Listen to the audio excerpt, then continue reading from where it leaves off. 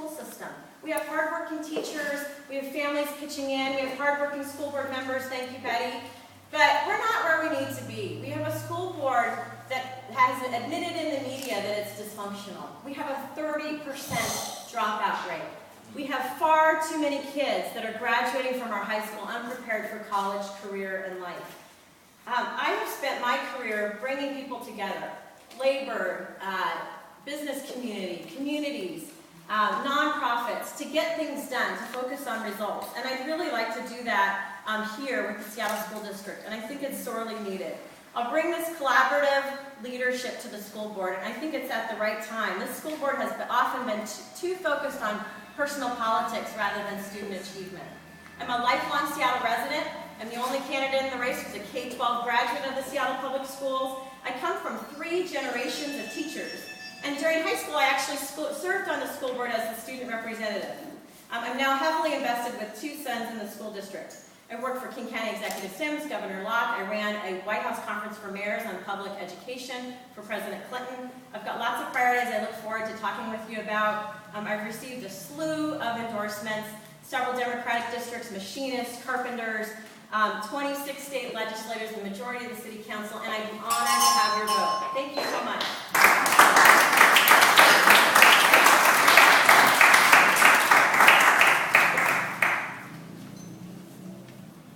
Hi everyone, I'm Sue Peters, and I am the only candidate in this race with nearly 10 years of experience with the Seattle Public School District. I'm the mother of 2 children, a son who just began high school and another son who is just starting 4th grade.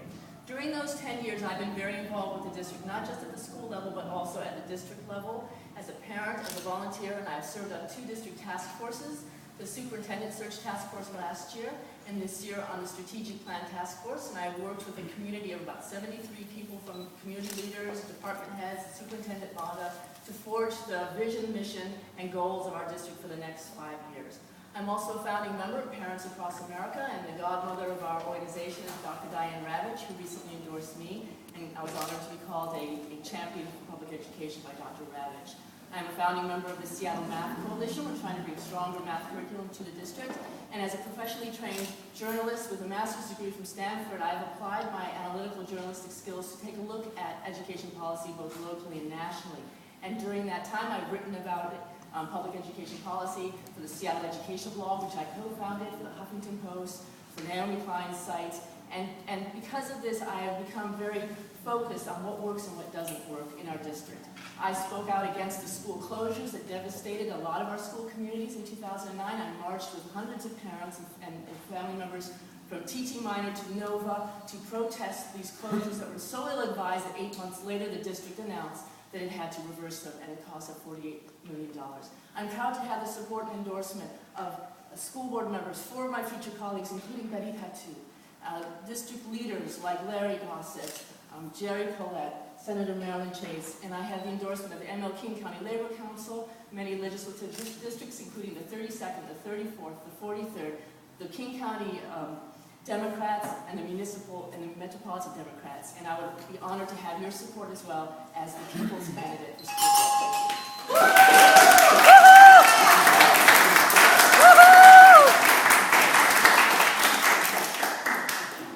Okay, thank you very much. And so the first question we're going to ask tonight, the first question that I have, the achievement gap. It's one of the biggest problems facing many students in Southeast Seattle. What will you do as a school board member to help close the achievement gap for poor and minority students? And since we heard from Ms. Dale-Estey first, we'll start with Ms. Peters.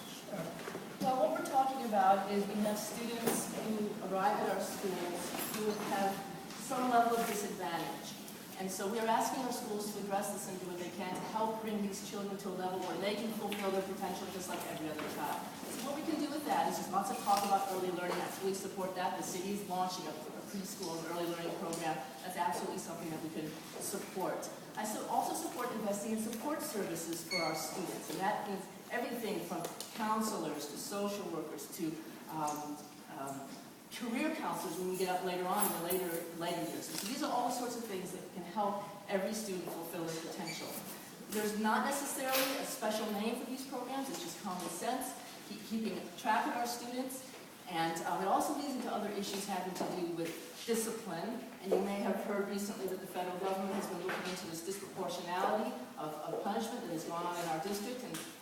And we need to address that. And I believe in keeping our students on site and in our sites, and I'm opposed to sending kids home for suspensions.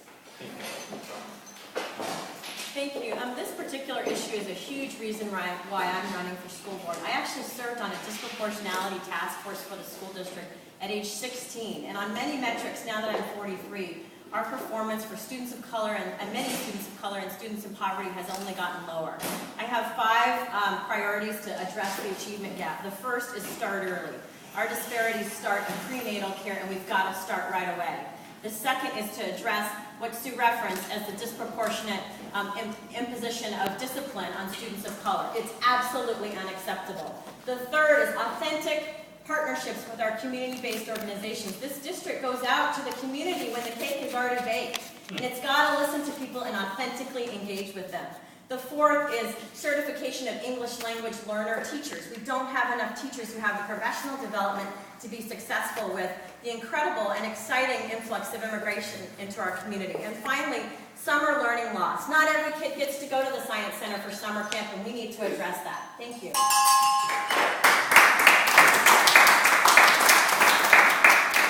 And the second question that's pre-formatted, in your opinion, other than the achievement gap, what is the largest issue facing the school board right now?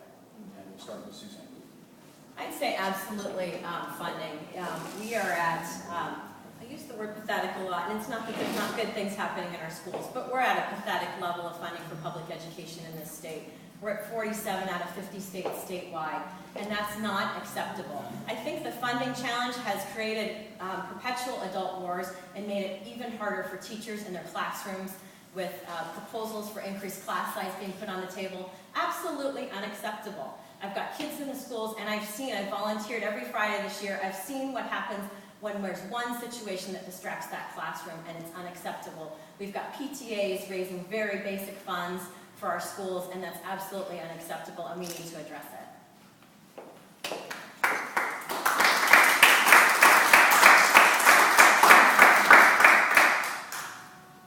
Well, while funding does continue to be a problem, we have to work with the resources we have, and therefore the district has to make sound decisions. So one of the biggest things facing us right now is we have a new student assignment plan, which means students are assigned to certain schools. Therefore, it's incumbent upon us as a district to make sure that every school is worth going to. Every child who goes to those schools gets the education they deserve. And so on the strategic plan task force, we talk often about equity and access. And we have to be committed as a district to make sure every single student has what they need. And that includes our English language learners, our advanced learners, our special ed children, and all the children in between.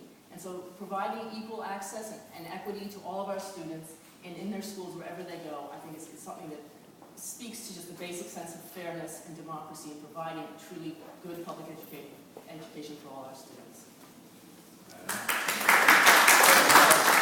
So now we'll open it for questions from the floor. We'll take 3 total questions from the floor. So show of hands. 1 minute answers. And 1 minute answers. The gentleman right there. Yeah, as a school board member, would you consider cultural training, cultural learning, cultural education as being an important part of your agenda? And on a scale of 1 to 10, what would you put it? I'll take that. Absolutely, I put that on a 10. We refer to that as cultural competency, and we have a very diverse district. We have about 147 countries that are represented amongst our 52,000 students apparently. We have about 120 different languages spoken. Absolutely, we need to have a cultural awareness. We need to have not just the students be taught about the sensitivities of different backgrounds, but also have teachers and principals who all are aware of what the rich diversity of our district means and how we can all work together and learn from this and help all of our children, fulfill their potential, regardless of where they came from, regardless of what language they speak. I actually think it's a strength of our district. I think our diversity is a strength.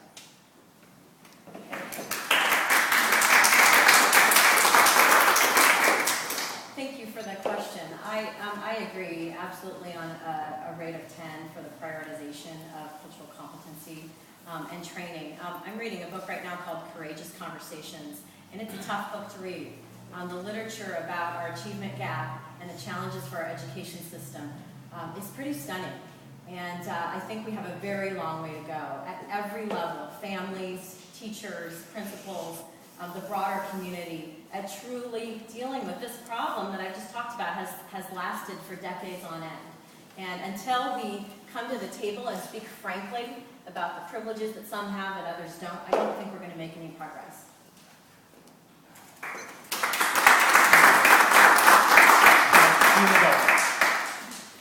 Hi, thanks for coming. Can you tell us who your top 5 contributors are?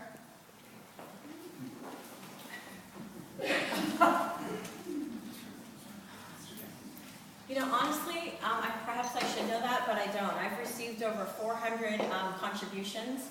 Many, in fact, the last time I checked and ran the numbers, and I haven't run them recently, I have more contributors below $50 than my opponent has in her entirety. And so I really value, I had a senior citizen hand me $7 in cash. I really value each and every contribution. But no, I can't name my top contributors. I could probably take a guess. My parents signed up right away. And, you know, I have quite a few people who are absolutely fed up with the status quo of the school district. And I'm very proud to have all of their support.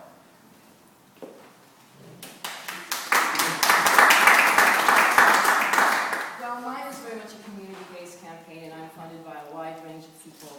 And so my top contributors are teachers and parents and families who support me.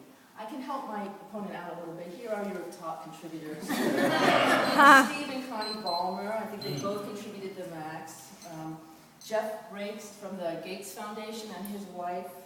And then Matt Griffin and Christopher Larson, as you know, created a political action committee whose goal is to elect you and Stefan. And they've already spent $32,000 in the primary to help you. And during that time, they went negative against me and spent $16,000 on 2 negative mailers against me. So these are the contributors to my opponent's campaign. I'm very proud of my campaign. We are a grassroots, community-based one. I represent the people. I believe in representing all the communities. I believe the school boards should be democratically elected body representing all the people and elected by the people, not by the people with the most money.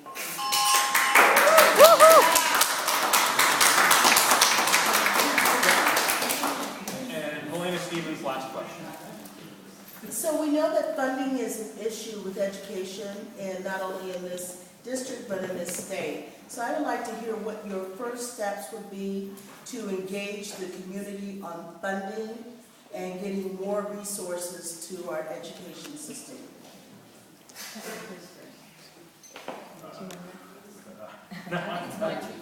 Yes. The very first thing we can do is stop bad-mouthing our school board. All right? We have to believe that this district can work. We have to believe that we've got something to offer our students. We have to believe that being on the school board is going to matter. So we've got to start to have a collaborative, constructive approach, and we have to start talking and thinking positively about our school district. Only then will we get community buy-in. Only then will we get our legislators to say, yeah, it is worth investing in Seattle. We don't have to make them close schools to prove to us they know how to run their district and use money well. We have to make sound financial, responsible decisions and academically responsible decisions that don't hurt our children, especially the neediest amongst us, which is what the closures did.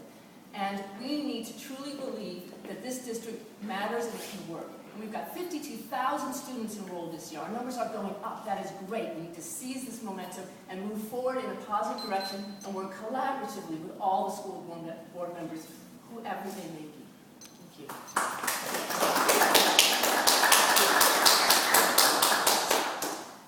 Thank you. I agree that the conversations need to start with respect, and I've tried to be very respectful through what is a very positive campaign.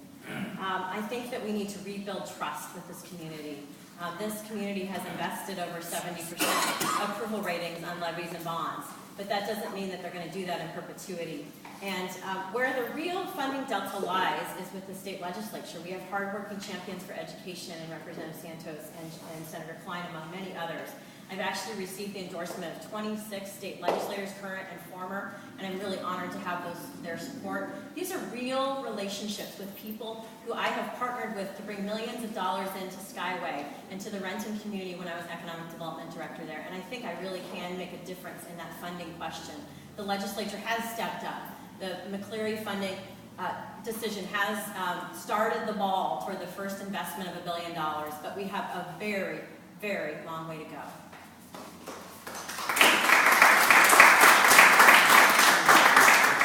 Okay, so now 1 minute closing statements, and again, we'll start with Suzanne. Thank you. I really appreciate your time and your consideration. I am deeply honored to have the opportunity to speak with real voters. I've doorbelled over 5,000, and in each and every conversation I learn more. Frankly, I hear a lot of frustrations, and we have a very, very long way to go at getting this district to be where it needs to be. That's not that there aren't people working hard, but it's that we need to raise the bar for all kids and keep moving forward together. I want to point out just on Democratic integrity real quick. I'm the only candidate in this race who's been a lifelong member of the Democratic Party. I have never betrayed this party, and I'm very, very proud of that. I've worked my entire life for progressive causes, and I believe I would represent all of the democratic values that each of you stand for. And I'd be honored again to have your support.